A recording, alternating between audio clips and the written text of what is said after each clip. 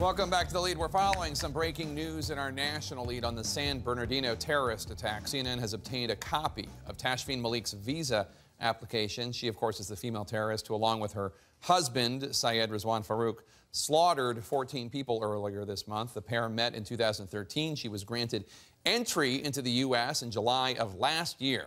Rizwan Farouk was a U.S. citizen. He was born in Chicago. Let's get right to CNN's Kyung Lah. She's live in Los Angeles. Kyung, what does this application reveal?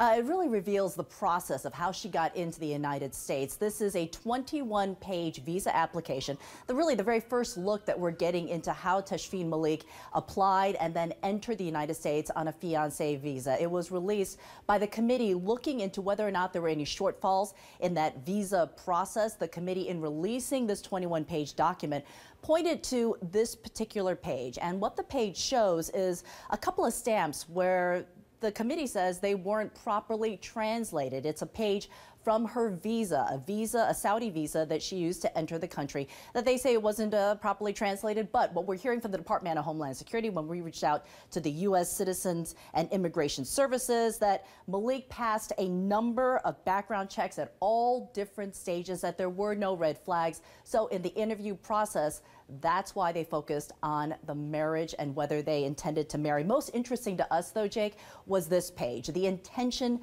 to marry. You get to really hear from Syed Rizwan Farouk on what he saw in his wife, how it all happened. He writes, "My fiance and I met through an online website. After several weeks of emailing, we decided to meet each other." He describes how they then met in person in Saudi Arabia. He adds, "My fiance and I intend to marry within the first month of her arriving in the U.S." Jake. All right, Kyung Lah, thank you so much. Also in